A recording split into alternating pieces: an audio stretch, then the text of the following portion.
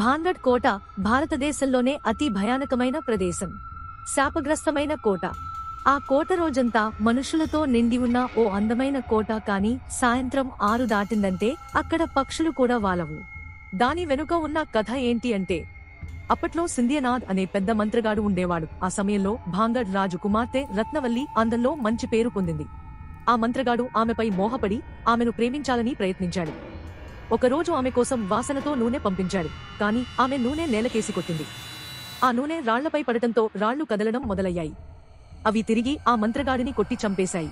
చనిపోయే సమయంలో మంత్రగాడు కోటపై శాపం పెట్టాడు, ఈ కోటలో ఎవ్వరూ శాంతిగా జీవించలేరు.